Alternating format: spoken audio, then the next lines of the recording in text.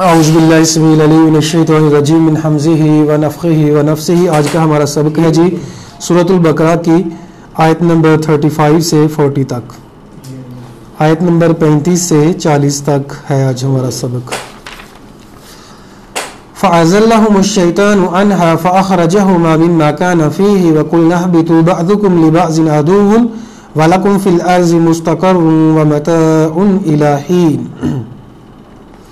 اللہ تعالیٰ نے آدم علیہ السلام اور اماں حوا علیہ السلام کو کہا کہ جنت میں رہو، تمہارا یہی ٹھکانہ ہے، لیکن پابندی ایک کرنی ہے کہ اس درخت کے قریب نہیں جانا۔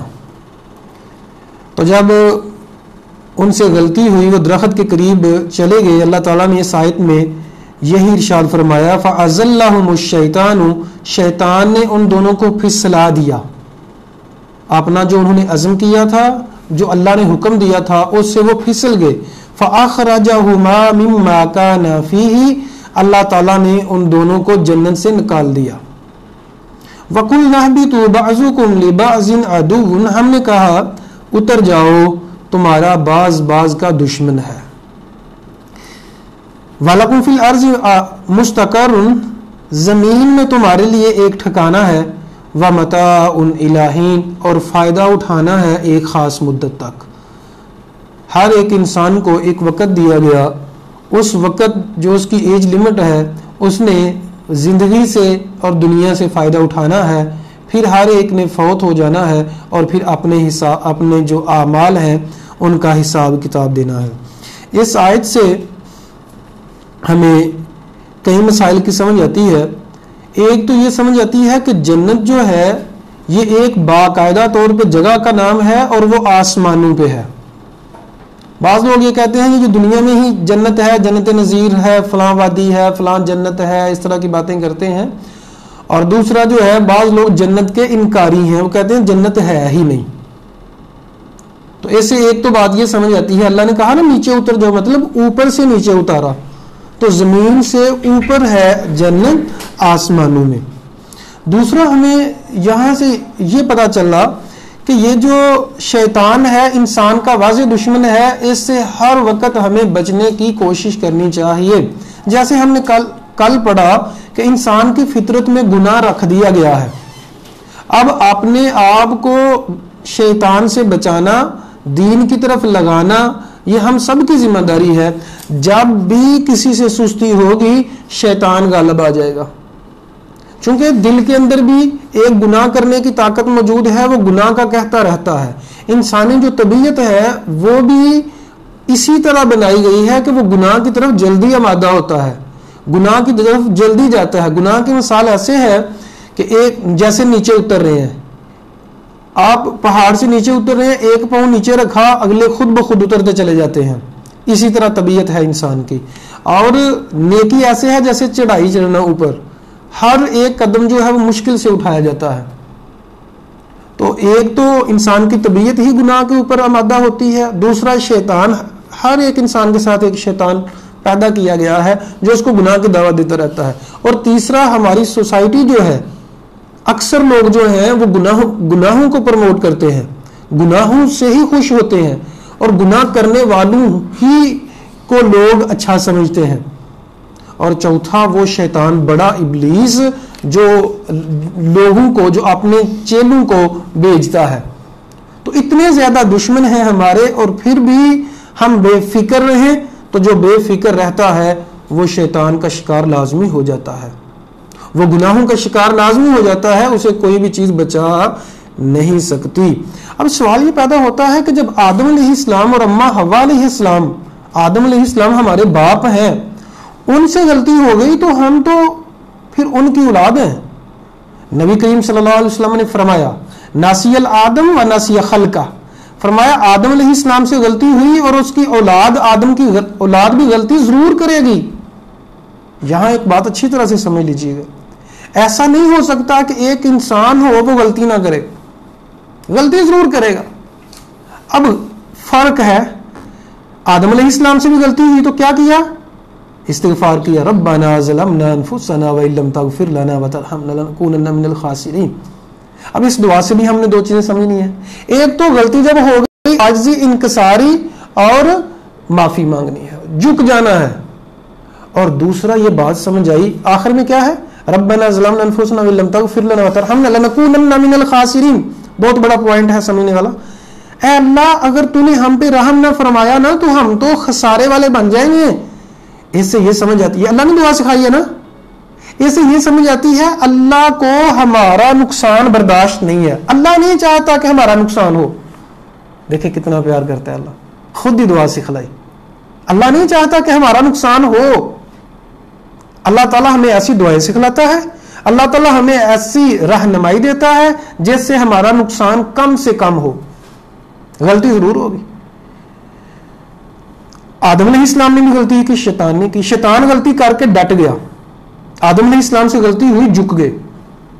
जबर नहीं ज़ेर हो जा, क्योंकि आगे पेश होना है। हमें जबर जो होता है, जो तकब्बुर करता है, वो अल्लाह ताला को पसंद नहीं है। जैसे हमने तकब्बुर के बारे में कुछ एक बातें की। नबी सल्लल्लाहु अलैहि वसल्लम की गुनाह के बारे में हदीस है, फरमाया कुल्लु बनी आदम खत्ताउन व खैरु खत्ताइन अत-तव्वाबून।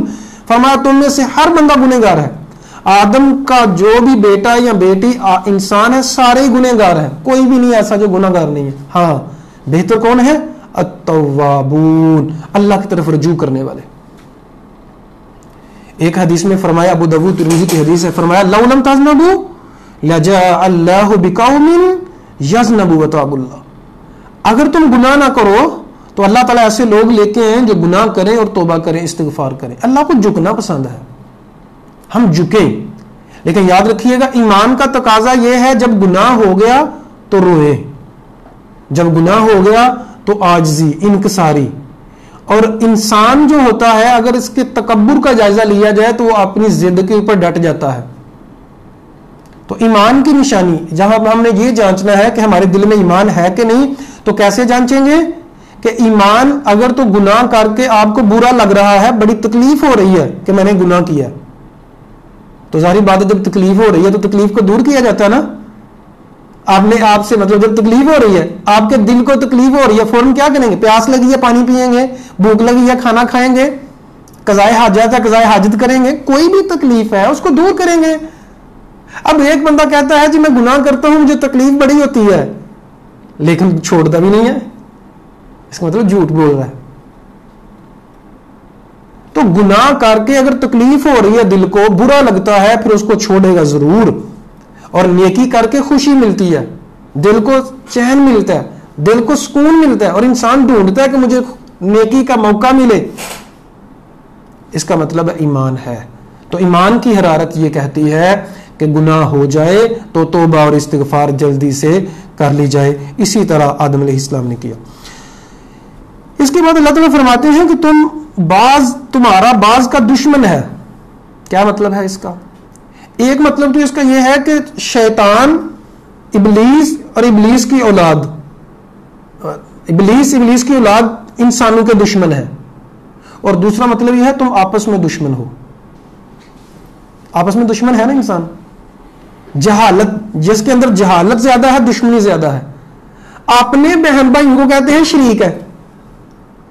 देखें, अपने रिश्तेदार हैं, जो अपने दोस्त को कोई कह रहे होते हैं जनाब ठीक है मैं आपको बताऊं लेकिन मेरे शरीक को ना पता चले। भाई कौन है तेरा शरीक? तेरा भाई। कितनी अब लोग जरा तसव्वुर करते हैं कि अगर हम देखें, हम बैठे हुए हैं यहां, हम गौर करें कि कितने अजीब कल्चर है हमारा, कैसी मतलब अजीब बातें हम करते हैं। अपने भाइयों से तकलीफ है, अपनी बहनों से तकलीफ है। याद रखिएगा, आज का इंसान जो जहालत की सीढ़ी पे चढ़ रहा है, वो अपने गम उसको बहुत कम है, वो दूसरों की खुशियों से ज्यादा परेशान है। दूसरे कामयाब होते जा रहे हैं, इसका रंग काला होता जा रहा है। काला से मुराद गमगीन, इसके मुंह के ऊपर 12 बजे हुए हैं, अपने गम कोई नहीं, इसको रोटी मिल रही है। मसला यह है कि इसके साथ वाला भाई बहन जो भी वो कामयाब होता जा रहा है। तो ये दुश्मनी है, ये जहालत की दुश्मनी है। कुरान हमें कहता है दिल में नूर पैदा करो, रोशनी पैदा करो। तो अल्लाह ताला फरमाते हैं तुम्हारा बाज का दुश्मन होगा। फतलक्का आदम मिन रब्बिही कलिमात, अल्लाह ताला से आदम अलैहिस्सलाम ने कुछ कलिमात सीख लिए।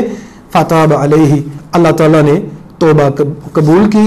انہو هو التواب الرحیم، بے شک اللہ تعالیٰ توبہ قبول کرنے والا اور رحم کرنے والا ہے. تو عرض کر چکا ہوں میں کہ کون سے الفاظ تھے. ربنا ظلمنا انفسنا وان لم تغفر لنا وترحمنا لنكونن من الخاسرین. یہ اللہ تعالیٰ نے قرآن مجید میں ذکر کیا ہے. بعض لوگ بیان کرتے ہیں کہ جی وہ کلمہ لکھا ہوا تھا لا الہ الا اللہ محمد رسول اللہ، تو اس کا واسطہ دیا تھا. یہ اتھینٹک نہیں ہے.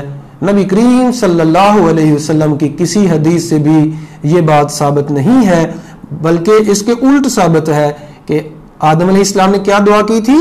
ربنا ظلمنا انفسنا وان لم تغفر لنا وترحمنا لنكونن من الخاسرین. قلنا اهبطوا منها جميعا، ہم نے کہا تم اتر جاؤ اس سے سارے کے سارے. جميعا اس سے مراد شیطان بھی ہے کہ تم بھی چلا جا، اور آدم علیہ السلام اور اما حوا علیہ السلام. فَإِمَّا يَأْتِيَنَّكُم مِّنِّي هُدًى، پس جب اگر آئے گی تمہارے پاس میری طرف سے ہدایت، فَمَن تَبِعَ هُدَايَ، جس نے میری ہدایت کی پیروی کی، فَلَا خَوْفٌ عَلَيْهِمْ وَلَا هُمْ يَحْزَنُونَ، نہ تو اس کے اوپر کوئی خوف ہوگا نہ وہ غمگین ہوگا. کہاں؟ دنیا میں رہتے ہوئے بھی اور آخرت میں بھی. دنیا میں رہتے ہوئے بھی کیا کہے گا وہ؟ بیمار ہو گیا، لا باس طہور انشاءاللہ، کوئی حرج نہیں ہے، اللہ تعالیٰ اس بیماری کی وجہ سے مجھے پاک کر دے گا. کوئی چیز گم ہو گئی، انا للہ و انا الیہ راجعون، فوتگی ہو گئی، انا للہ و انا الیہ راجعون. نبی کریم صلی اللہ علیہ وسلم نے فرمایا مومن کا معاملہ جو ہے وہ بڑا عجیب ہے. ایسے عجیب ہے کہ اگر اس کو غم پہنچتا ہے، تکلیف پہنچتی ہے، صبر کرتا ہے، ڈبل اجر. اگر خوشی ملتی ہے تو شکر ادا کرتا ہے، ڈبل اجر. فرمایا یہ مومن کا معاملہ ہے، کسی اور کا ایسا نہیں ہے. تو اللہ تعالیٰ فرماتے ہیں جب میری ہدایت آئے گی تمہارے پاس، یہ ہم سب کو کہا جا رہا ہے. ہدایت کیا ہے؟ قرآن مجید. جب تمہارے پاس آئے گا، جس نے مان لی بات، جو بات مان لے گا، جو پیروی کرے گا، تو اس کے اوپر کوئی خوف نہیں ہوگا، کسی قسم کا خوف نہیں ہوگا. یاد رکھیے گا، سادہ سی بات ہے، جو اللہ سے ڈرتا ہے وہ کسی سے نہیں ڈرتا، اس کو کسی کا ڈر نہیں ہوتا. ایسے ہو جائے گا، ویسے ہو جائے گا، یہ ہو جائے گا، وہ ہو جائے گا، اس کو کوئی پرواہ نہیں ہوتی. کیوں؟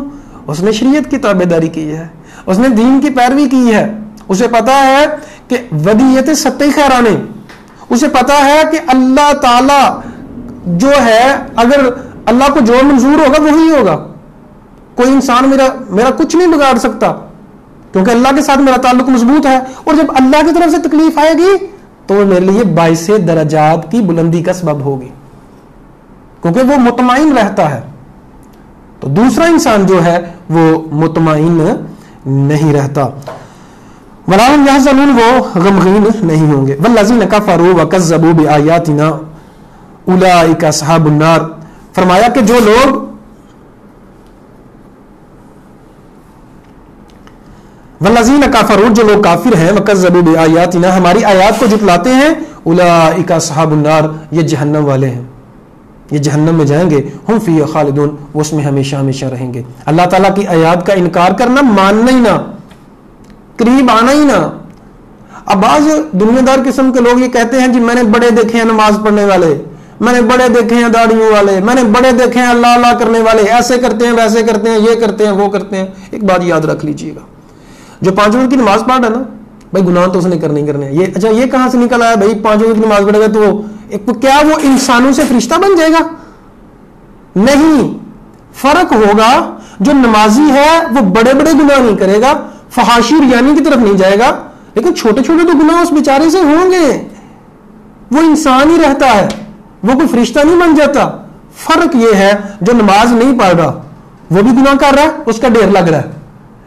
جو نماز پڑھ رہا ہے گناہ وہ بھی کر رہا ہے، اس کا ڈھیر ختم ہوتا جا رہا ہے. سب کچھ گناہ ختم ہو رہے ہیں. فرمایا جو 5 وقت کی نماز پڑھ لیتا ہے نقیًا، وہ صاف ستھرا ہو جاتا ہے، سارے گناہ ختم ہو جاتے ہیں. اور جو نہیں پڑھ رہا اس کا ڈھیر لگا ہوا ہے. ایک تو نماز نہیں پڑھ رہا اس کا گناہ، دوسرے گناہ جو نماز کی وجہ سے ختم ہونے تھے وہ ختم نہیں ہو رہے.